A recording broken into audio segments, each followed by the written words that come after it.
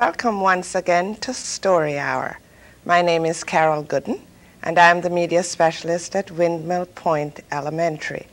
Today I want to share with you stories all about December holidays.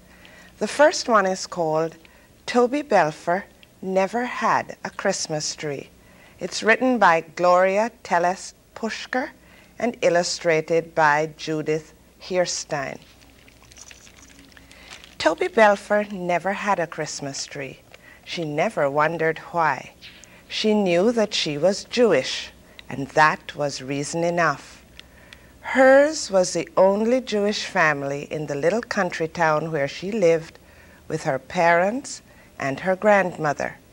They loved the Torah and followed its laws.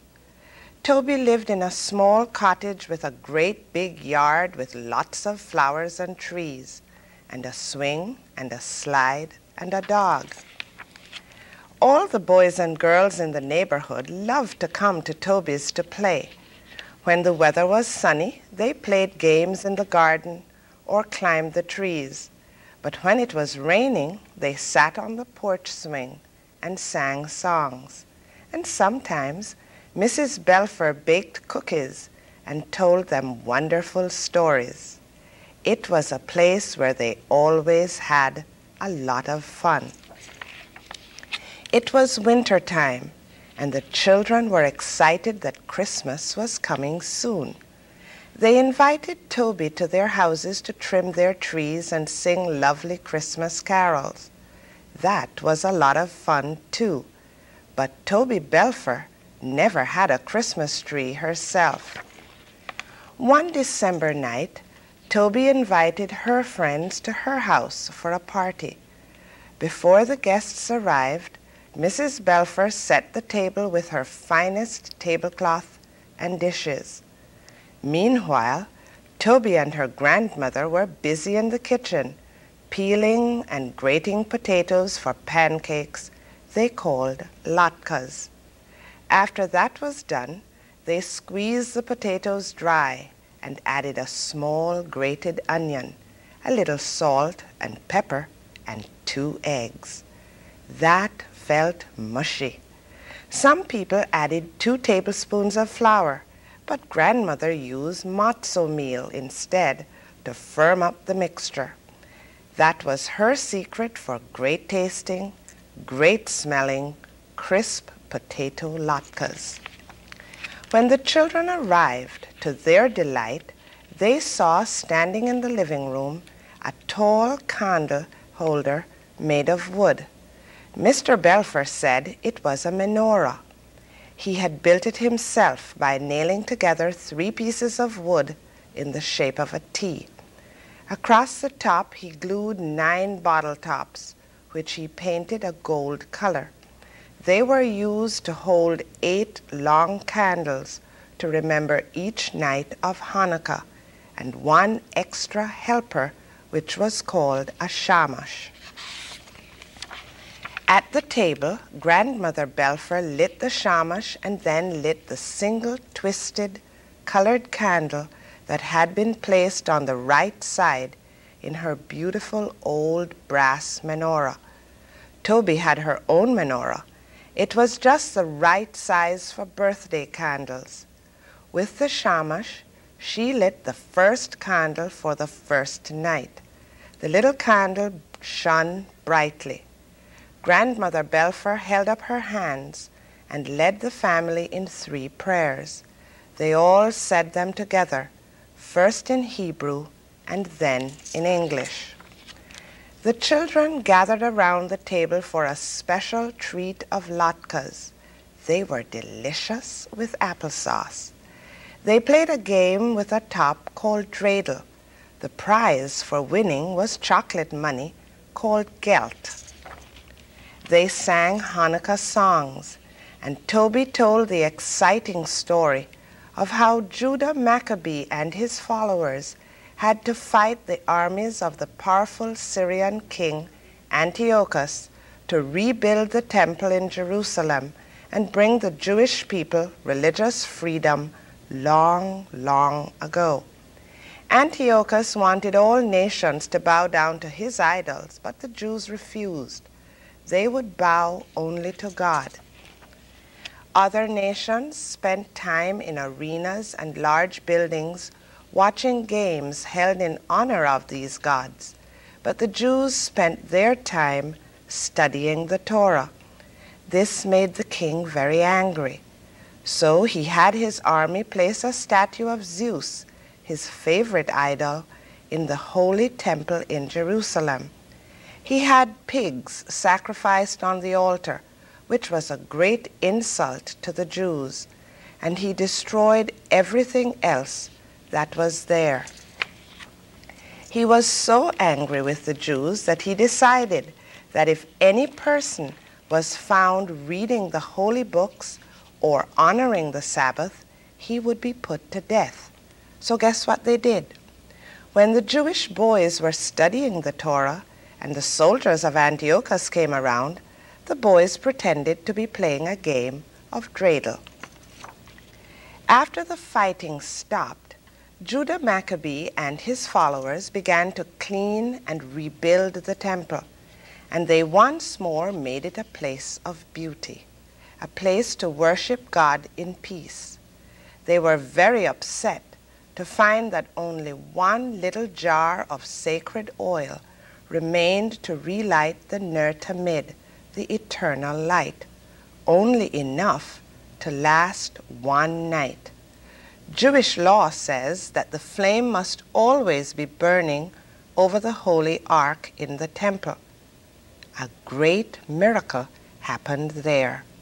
That little jar of oil burned for 8 nights until new oil could be prepared, giving all the world the festival of lights. So you see, that is why at Hanukkah, the candles are lit to remember those days. On the first night of Hanukkah, we light one glowing light to shine in the window and brighten up the night. 2 candles for the second night, as in days of old. 3 for the third night, shimmering like gold. 4 candles for the fourth night, until it's 8 for 8. Our friends come to us each night to help us celebrate. Toby gave everyone a present, and all the boys and girls were invited to come back every night for the 8 nights of Hanukkah. It was wonderful. The children of that little country town learned a lot about Jewish traditions.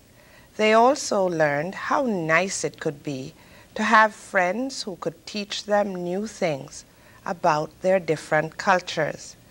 Everyone was very happy that Toby Belfer never had a Christmas tree.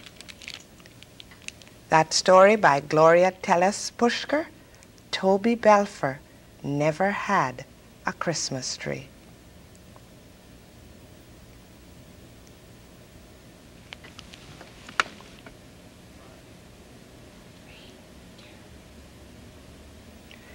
Another December holiday, of course, is Christmas. And this time our story is Jingle the Christmas Clown by Tomie dePaola. Papa, rat-tat-tat, rat-tat-tat. Papa, tiddly-tiddly-dee. Papa. Nothing sounded happier to Jingle than the music of the band filling the air as Il Circo Piccolo, the little circus, traveled across the countryside. Jingle rode with the baby animals. The older clown said that he was still too young and small to perform with them, so it was Jingle's job to take care of the babies. Frick, frack, smick, and smack, be still, he called to the baby monkeys, who were jumping back and forth between Sparkle the pony and Peter the donkey. The baby elephant's trunk drooped. Don't worry, Lolly, we'll be there soon and you can rest. Every year, Il Circo Piccolo stopped at the same village before going on to the big city, where it performed for the day after Natale, Christmas, until Capodanno, New Year's Day. On the Vigilia di Natale, Christmas Eve, there would be a special show for the village. It was Jingle's favorite night. All the villagers, young and old, laughed and clapped and cheered. "There's the village," the impresario shouted out. "It looks different," said Madame Sophie, the bareback rider. "There's no smoke coming out of the chimneys." "Everything looks closed up," said Rollo, the tight-rope walker. A cold gust of wind blew across the hills, and the aerialist family shivered. "Where is everyone?" they asked. As the circus troupe looked on, a small group of people climbed up the hill to meet them. "Buongiorno, Signor Mayor," greeted the impresario. "Il Circo Piccolo is here once again, ready to perform on Christmas Eve." "Ah, impresario," the mayor said, puffing from his climb. "I have sad news. I'm afraid there can be no circus this year. Too much rain in the spring and a hot, dry summer have ruined our crops, and many families have left our village. There is hardly anyone here. Our little mill has stopped," the miller's wife said. "My husband had to go to another town to look for work. Only we vecchietti, old-timers, are left," Pietro the barber told them. "Most of our shops have closed. Even the church has closed," said Signora Lina, who used to clean the priest's house. "We have to go all the way to the next town for the Holy Mass. So we won't be celebrating Christmas here this year," the mayor added sadly. "And we certainly can't afford the circus either. We're sorry, everyone." "This is terrible," the impresario said. "What shall we do?" asked the clowns Toto and Clippo. "Let's keep going to the city," said Il Muscolo, the strong man. "If we hurry, we can get the tents up and do a Christmas Eve performance there." Yes, you're right," the impresario agreed. "Let's get moving. Everyone, arrivederci, my friends. We are sorry for your troubles, and we hope that next year things will be better for you." "Impresario, sir," a small voice said. It was Jingle. "What is it, Jingle?" the impresario asked. "The baby animals, signore. They are too tired and too small to go all that way now. We have been traveling all day. Can't we rest here tonight and go tomorrow?" "If we wait, we'll lose too much time," Il Muscolo complained. "Let Jingle stay here with the babies. We can come back for them after the Christmas Eve performance," Madame Sophie suggested. "It's only the day after tomorrow," said Toto and Clippo. "Will you be all right, Jingle?" the impresario asked. The little clown nodded sadly. "Jingle, you can set up your tent near my barn," offered Donna Chiara. "Every winter she let the circus stay in her fields." "We will help," some of the old people said. "A small tent shouldn't be too hard." So it was decided. Il Circo Piccolo would move on, and Jingle and the baby animals would stay behind. Jingle watched as the wagons rode away. Poor Jingle, poor baby animals. They all tried not to cry. In no time, a small tent was pitched for Jingle and the babies, and their wagon was parked nearby. Jingle got food and water for them all. Donna Chiara came out to them. "Well, bambini me, my children," she said, "I'm sorry that you have to be here in our sad little village, especially with Christmas coming. Nobody young, not even baby animals, should be without Christmas. "But what about you and all the others?" Jingle asked. "Won't you miss Christmas?" "We old folks have had many Christmases before," Donna Chiara said with a smile, "and the priest is coming on Christmas Day to celebrate the Holy Mass. But I will miss our Mass on Christmas Eve," she said sadly, "and everyone will miss the family feasts that night, and the Stella and d'Oro, or special cookies that look like golden stars. But we have our memories, so it won't be too bad." But Jingle saw the tears in her eyes. "Well, good night, little ones," Donna Chiara said, and she went into her home. Now Jingle began to feel sorrier for the villagers than for himself and the baby animals. "It's so sad, babies," Jingle said to the animals. "I can't even imagine no Christmas. I wish there were something we could do for our friends." The baby animals gathered around him. Arthur and Bowsy the puppies hopped up onto Jingle's lap. Rana the tiger cub and Simbo the lion cub snuggled next to him. Even Frick, Frack, Smick, and Smack stopped chasing each other around and looked at Jingle. Suddenly, Arthur and Bowsy jumped down and began to dance around like the big dogs. Lolly stood on her hind legs, while the cubs swatted their paws like the big cats. "That's it," Jingle cried. "We will put on a circus of our own for the village. We have all day tomorrow to get ready.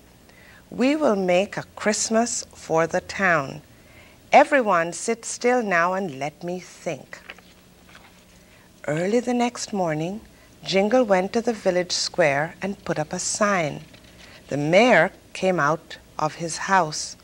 "Oh, Piccolo Pagliaccio, little clown," the mayor said, "you are kind, but we can't have a circus this year.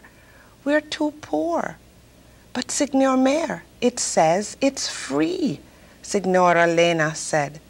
"But it also says in the town square, and it is starting to snow," Pietro pointed out. "You won't be able to perform here tonight." "It will be all right, I know it will," Jingle said. "Please come." "Ah, Jingle," Donna Chiara said when Jingle told her what he and the animals were going to do.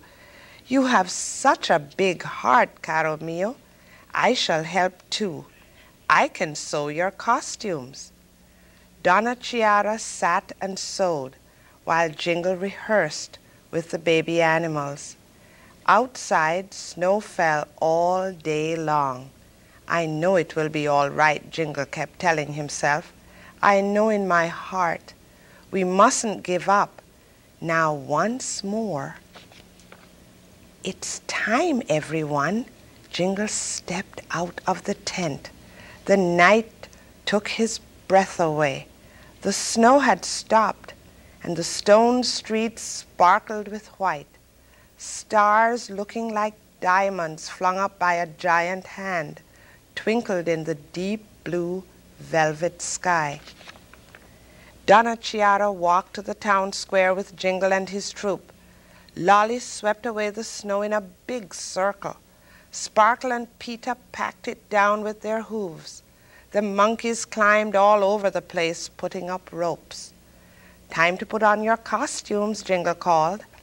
Next, he took the instruments out of the trunk and gave them to the monkeys. Then the little troop marched around the square, banging the drums and tooting the horns. Donna Chiara knocked on doors and shutters. Slowly, one after another, shutters opened and then doors. The villagers came out of their houses, and Jingle's circus began. Arthur and Bowsy jumped on and off Sparkle and Peter as they trotted around. Lolly danced. Simbo and Rana jumped through hoops. The monkeys swung on ropes and trapezes, and Jingle tumbled better than he had ever tumbled before.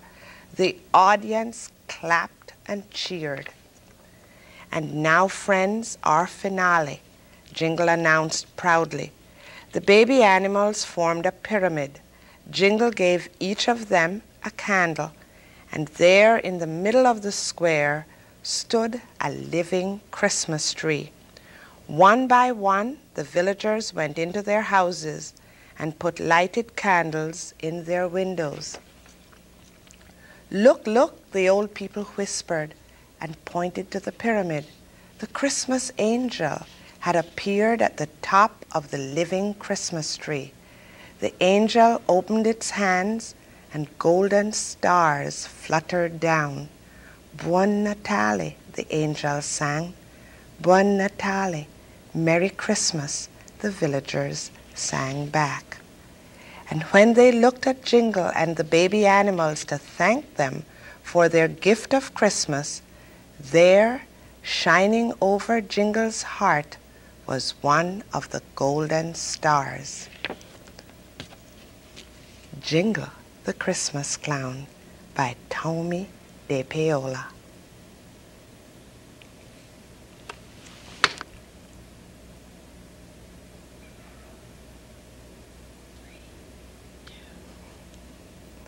One of my favorite authors is Jan Brett, and I'd like to share a story written by her with you. It's called Christmas Trolls.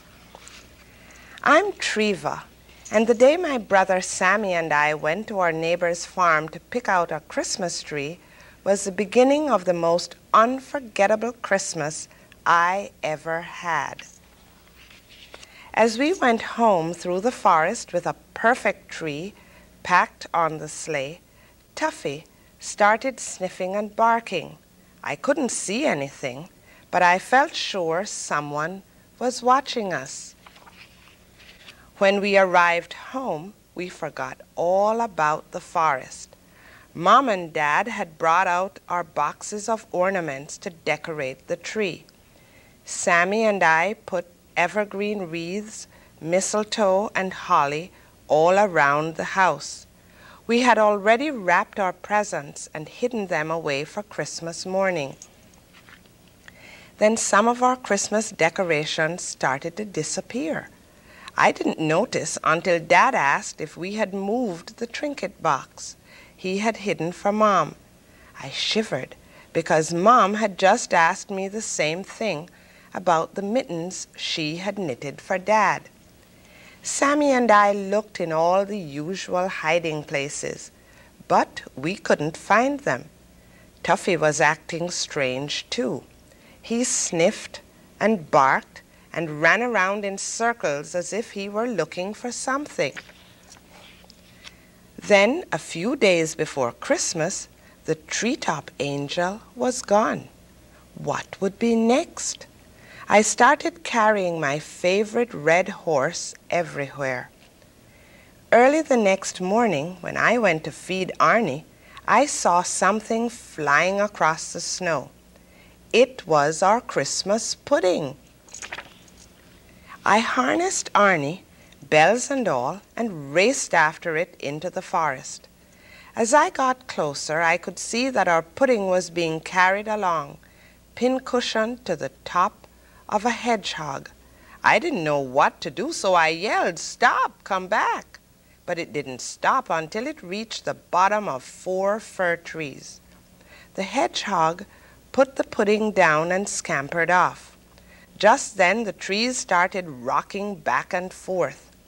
Suddenly, a funny-looking ladder dropped down from above, and 2 trolls scurried down, pouncing on the pudding before I could even move. They pulled it back and forth as they went up the ladder, squabbling all the way to the top. I climbed right up after them and looked inside. There on the floor of their troll house were all of our Christmas things in a heap. The trolls were grabbing at them, each one wanting what the other one had. "Hey, trolls," I called, "those are our Christmas things." The trolls dove into the pile, clutching our gifts, Mine, they clamored, mine, mine. I looked at them and had to smile. Their shirt tails were hanging out, their pants were torn and patched, their cheeks were bright red, and their hair was standing straight up from all the pulling and tugging at each other. Christmas, they wailed, we want Christmas. You want Christmas? I asked, puzzled. Yes, they shouted, give us Christmas. Well, you can't just take Christmas, I said. The trolls looked surprised. They squeaked, they gulped, they shuffled their feet. Want Christmas, they said, sounding miserable. Okay, you can have Christmas, but first, what are your names? Mig, said one. Tig, said the other. I looked around their messy hut. Mig, Tig, let's begin by getting your house ready for Christmas. I started to straighten up and put things away. They began to help. Nice, I said when we had finished. Now let's make your house look like Christmas. We went outside and gathered evergreens, berries, and pine cones. Now we need a Christmas tree, I told them. That's easy. You live in the trees, so you can have 4 trees instead of just 1, if you want to. Christmas trees, they shouted, jumping up and down, and we decorated each of the trees that held up the troll house. Tig and Mig had a small setback on the way to the hut. I knew I had some more explaining to do. When I first got here, you were snatching things for yourselves and acting really grumpy. Try playing together and having some fun. Fun? They asked. I showed them how to jump rope. I told them how much I liked their tail knots and earrings. They smiled shyly and started tucking in their shirt tails. Nice hair. Pretty belt, they said, grinning at me, and they taught me a little troll dance. They were catching on. Now, if you really want Christmas, you must be generous with each other. If you do that, you will have Christmas right here in your troll house. The trolls cocked their heads and squinted. They were trying hard to understand. How? They pleaded. I felt my red horse in my pocket. I knew I had to show them, so I took it out and gave it to them. This is for you. The trolls squealed and jumped up and down with glee. They took turns passing my horse back and forth, happily playing with it together. It was time for me to go home. I slipped out quietly and climbed down to Arnie. To my surprise, their hedgehog had packed all of our presents on the sleigh for me to take home while we were having Christmas in the troll house. On Christmas morning, Sammy and I ran downstairs to find our tree alight with candles and our stockings filled. We opened our presents in front of the fire, but this Christmas was full of surprises. I heard a bumping and a scratching noise. Tuffy barked. I listened and followed the sounds. Outside on the doorstep was a Christmas present. I unwrapped it and found a wild and wonderful troll horse. Tig and Mig, I exclaimed. When I held it, I knew for sure that the trolls understood Christmas, and I knew that this was the best Christmas ever. Jan Brett's Christmas Trolls.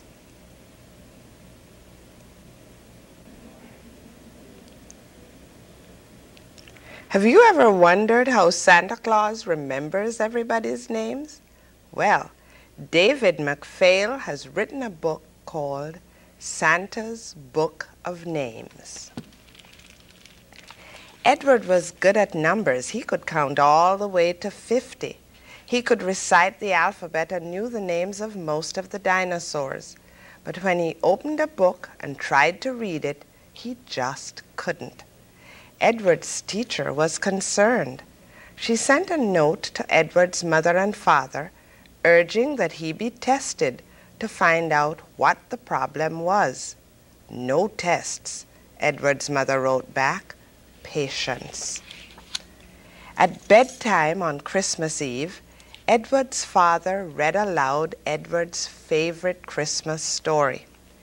In the story, Santa Claus delivers presents to boys and girls around the world. How does Santa Claus remember the names of all the boys and girls he gives presents to?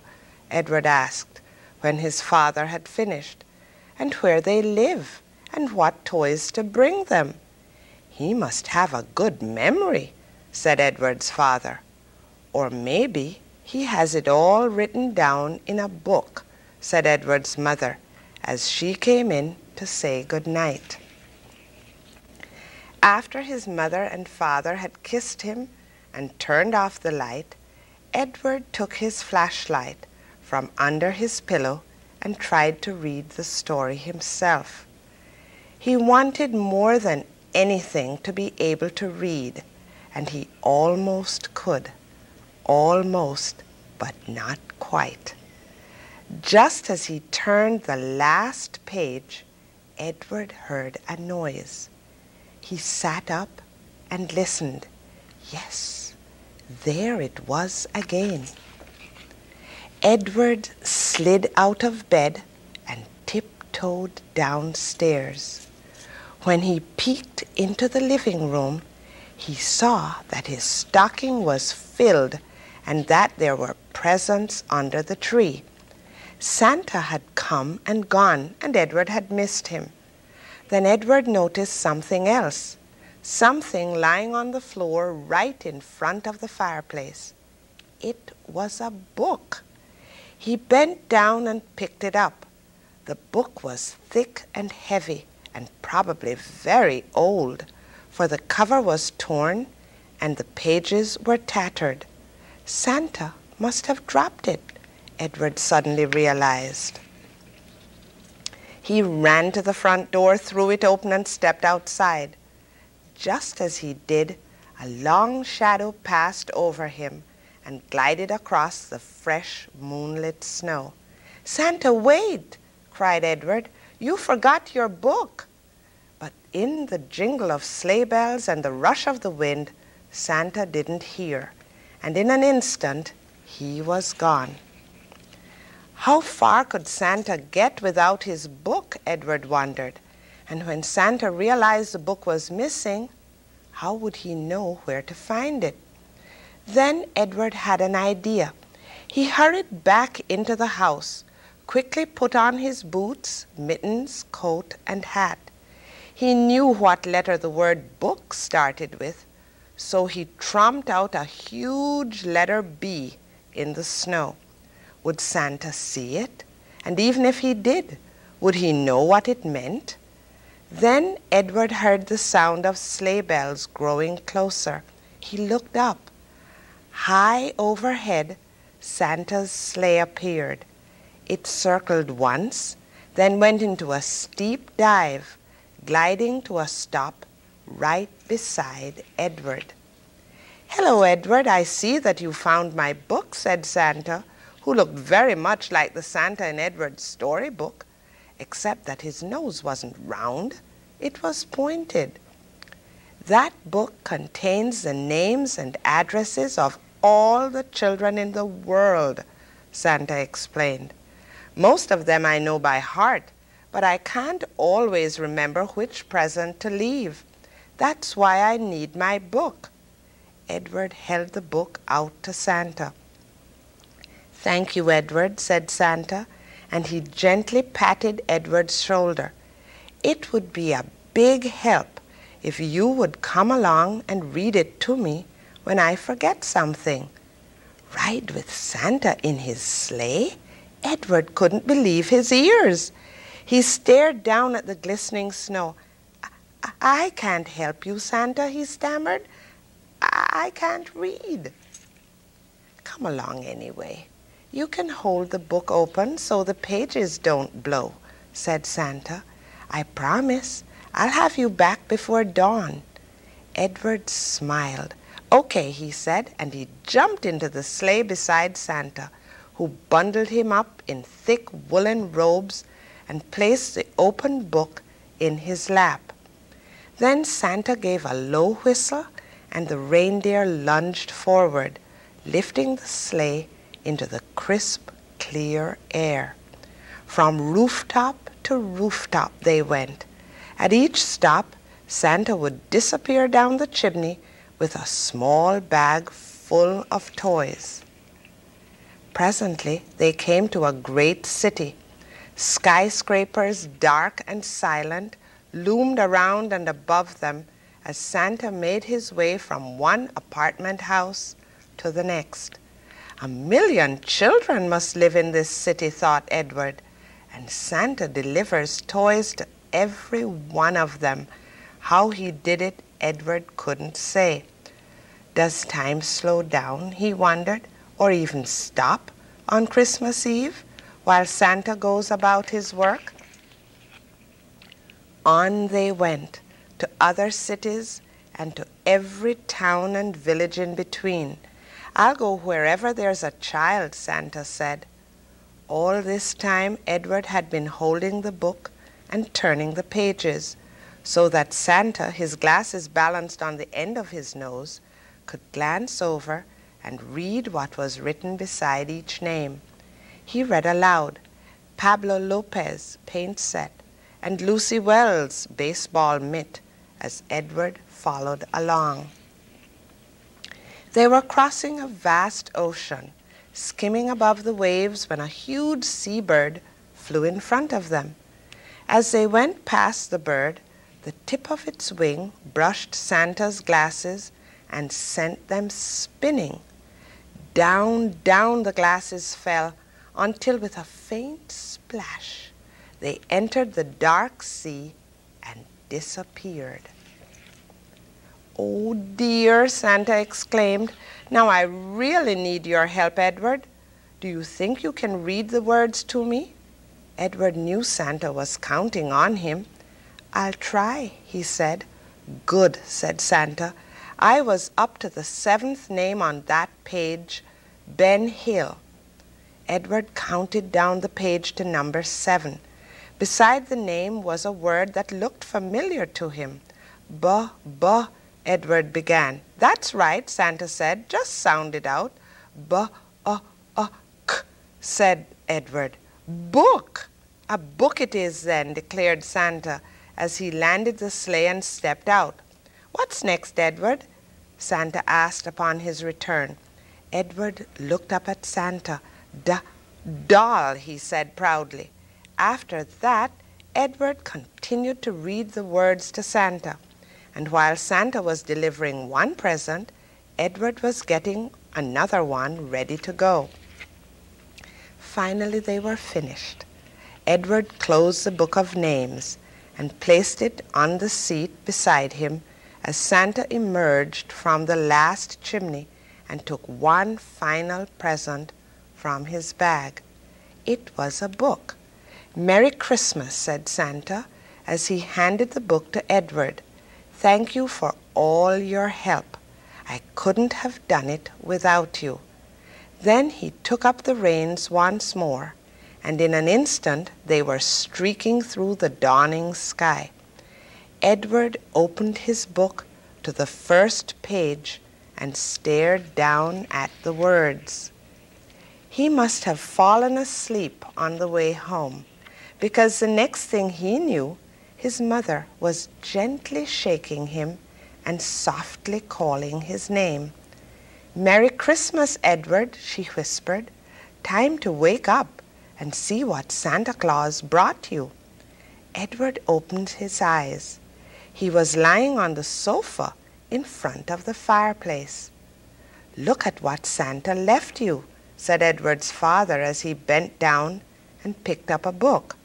Would you like me to read it to you? Edward smiled. "No thanks, Dad," he replied. "Let me read it to you." And he did.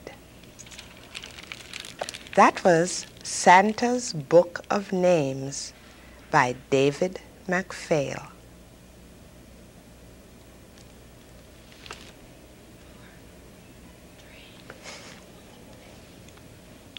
Well, we learned how Santa kept track of all the names. In this story, Wrongway Santa, we'll see what happens when Santa takes a wrong turn. Of all the tales told of old Santa Claus, perhaps no other can give better pause than the time that his wife, with love and goodwill, fed each waiting reindeer the wrong vitamin pill. It happened one night before Christmas Day, as Santa rechecked and made sure of his way, as each elf fine-tuned and examined the toys to make them just right for good girls and boys. On a cold, snowy night, in the deer-feeding shed, where the reindeer stood ready for the gift-laden sled. She'd given them hay and a measure of oats and 8 pails of water to moisten their throats. Then suddenly putting her head to one side, she said, "Poor dears, you've such a long ride. I have some wonderful pills you can take. They'll give your feet wings. They'll lessen your ache." She took down a medicine chest on a wall, a bottle so squat and a bottle so tall. She set the 2 bottles nearby on a table and reached for her glasses to study each label. But trying to read in a light poor and dim, she made a mistake that was ghastly and grim. For the bottle she chose was a small, squatty one, marked outer space flight on a super speed run. She went to the head of each deer in its stall. From the bottle so squat, she vitamined all. When Santa appeared rosy suited and bright, he mentioned the reindeer seemed restless tonight. "No doubt they're just eager as I am to fly, but I first one last check before we say bye. Is everything packed? Now let's see, my dear. I'll be wanting my pipe and hot cider near, and my just-in-case kit in the bag, red and white, marked for emergencies only on Christmas Eve night." "Yes," Mrs. Claus said, "they're all in your grip. Now be careful, Chris, and have a nice trip." Santa sprang to the sleigh to adjust the control on the board with the knobs under takeoff, North Pole. But his fingers could grasp not a single switch, for the sleigh began rolling and started to pitch. As Santa hung on, it was all he could do to keep in his seat while the sleigh wildly flew.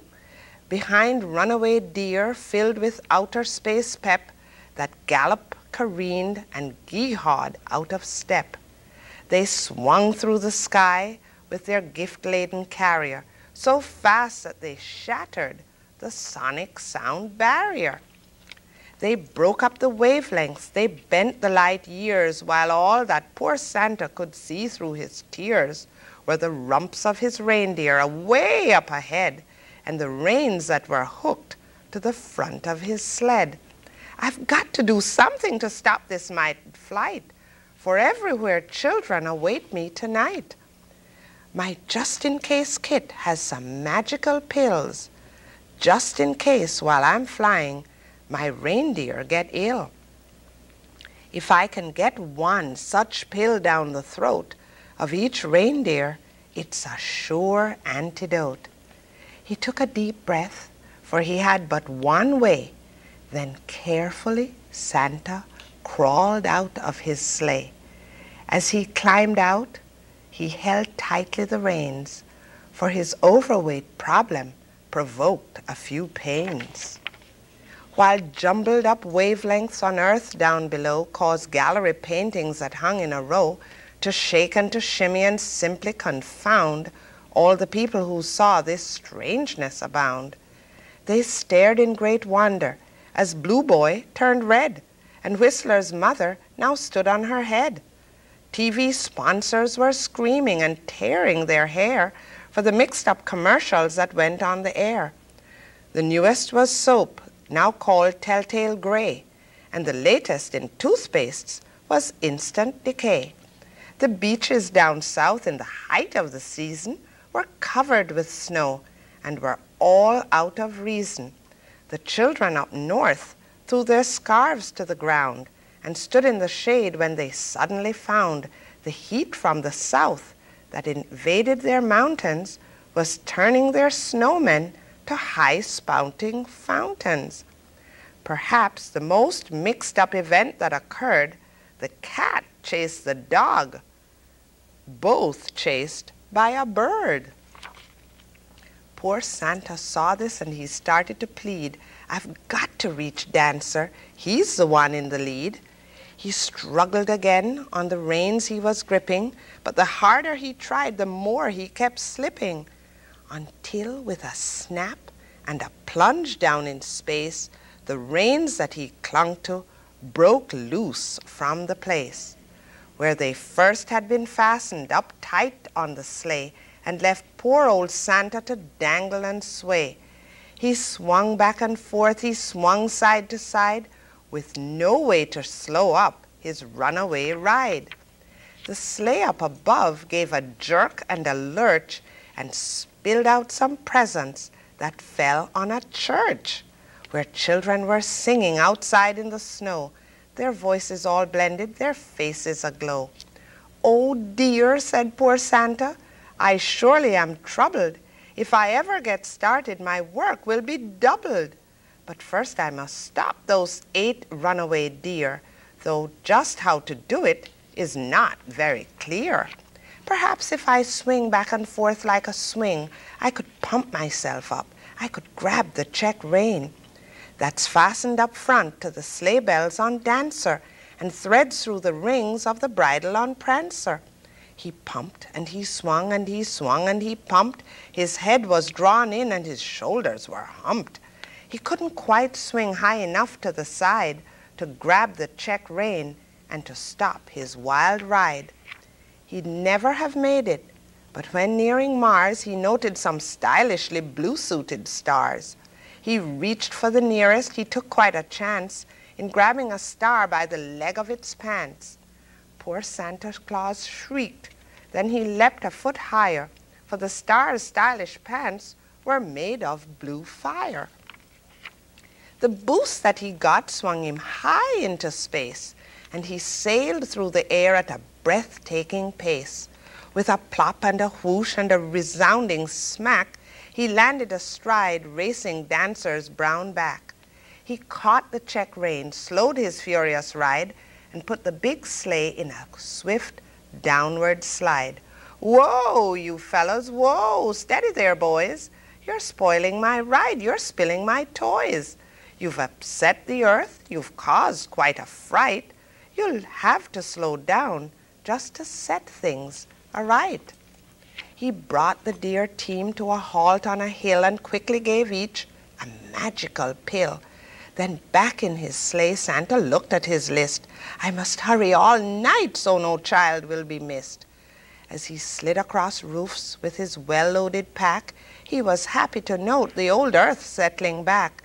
He saw Whistler's mother again in her chair and heard old commercials extolling their fare. Children up north put their warm coats back on, while down in the south the cold air was all gone. And the beautiful carols of Christmas time again warmed the hearts like the bells of a chime. When Santa had made all the stops on his route and got the spilled presents somehow straightened out, he headed for home as the new dawn was breaking, with an empty gift sleigh and a back that was aching. He drove to the deer shed and saw with surprise Mrs. Claus standing there with tears in her eyes. He brought the 8 deer to a trembling standstill, then jumped from the sleigh and asked, "Are you ill?" "No, I'm not really ill," Mrs. Claus shook her head, "but I worried for fear you'd be sleigh-wrecked or dead. I made a mistake. I misread the label on the bottle so squat that stood on the table. I wanted some vitamin pills for the dear, but the bottle I chose held space pills, I fear. I have worried all night. I have not been to bed since I made that mistake in the deer feeding shed." Then Santa Claus took Mrs. Claus by the arm. "My love," he said gently, "I came to no harm. It's true that my deer headed out into space in a wrong-way direction at a super-fast pace. I had quite a time near a planet called Mars, where I made the acquaintance of blue-suited stars. In fact, you might say that my sleigh ride tonight was standard enough for an outer space flight. But for an old-fashioned Santa, this outer space flight was a little too taxing for a Christmas Eve night. My weary old bones need a normal night's rest, and a normal sleigh ride next year will be best." I hope you enjoyed Wrongway Santa.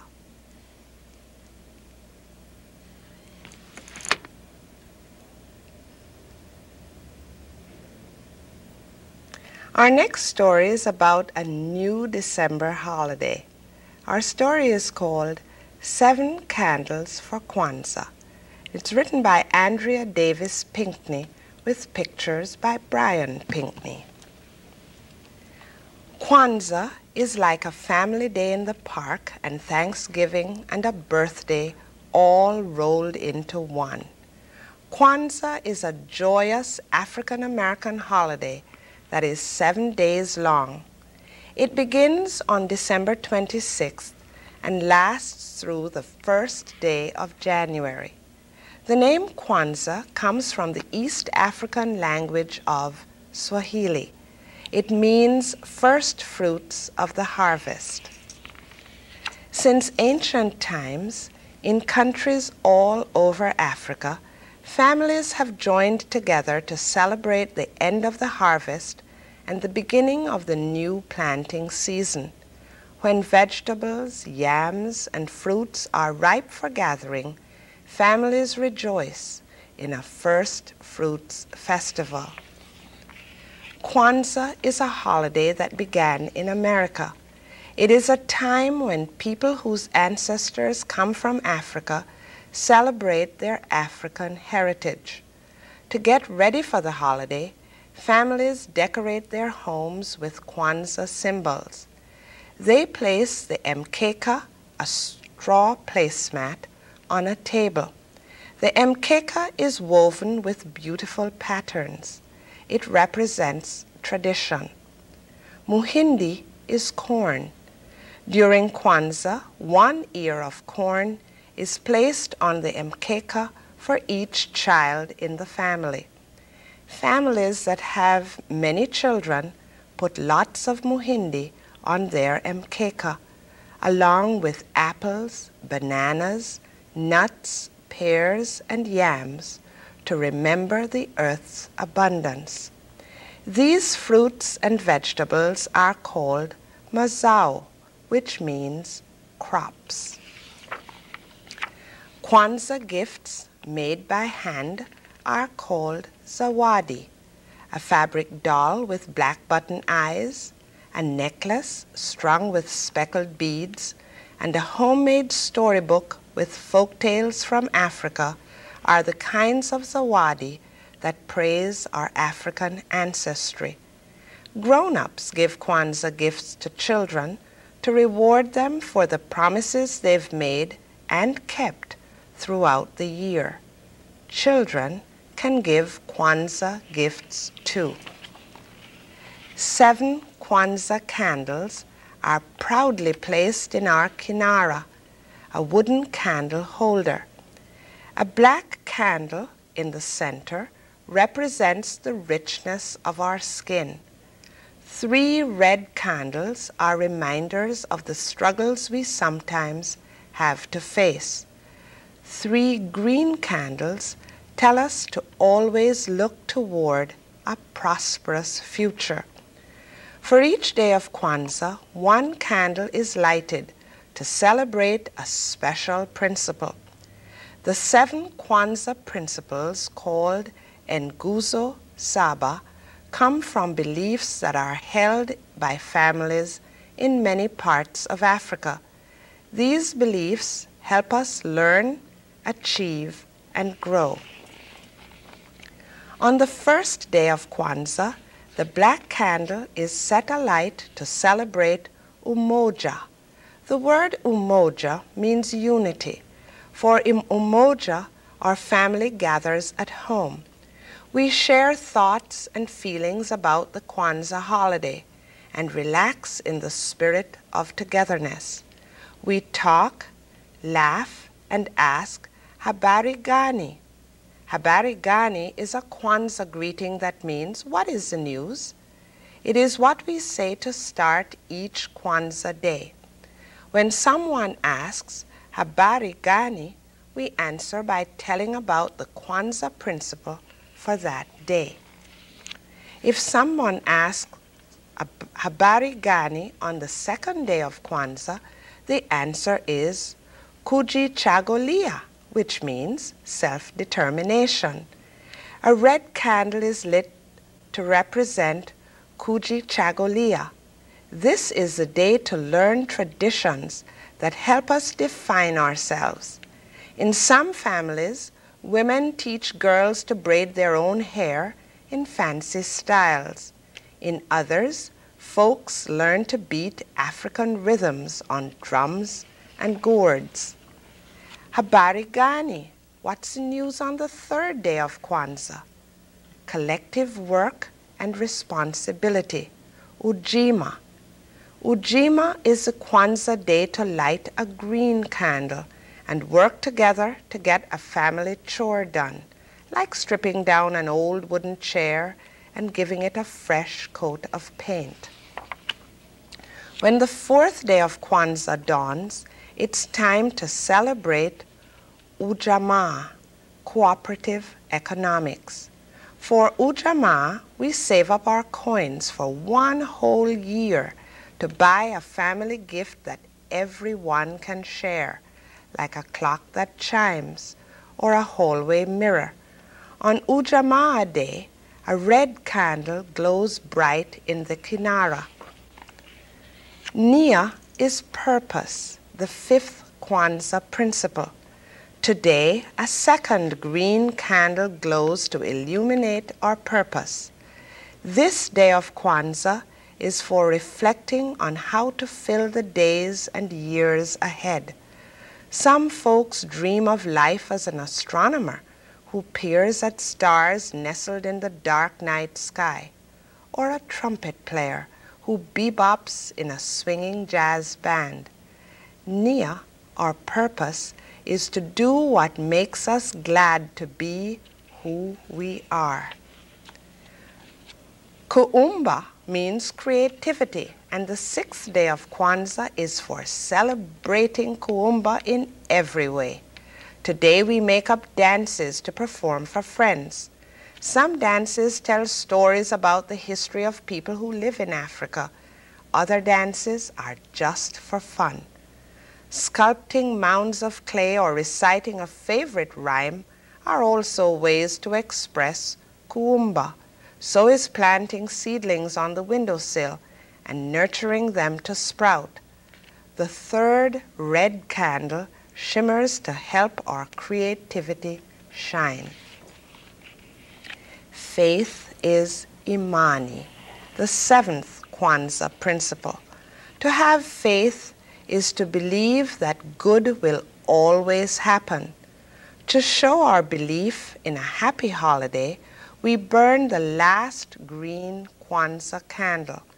Our Kwanzaa karamu is a glorious feast, and it fills the room with the savory smells of roasted yams and collard greens. To begin the karamu, a grown-up spills a few drops of water from the kikombe cha umoja, the family Kwanzaa cup. Each droplet honors our African ancestors.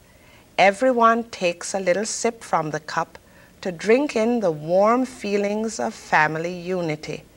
Then all give thanks for our delicious food and dig in to our Kwanzaa meal. After dinner, the party begins. The music sounds a soul-rousing rhythm. Everyone claps and shouts, rejoices and sings, and dances to celebrate a happy Kwanzaa.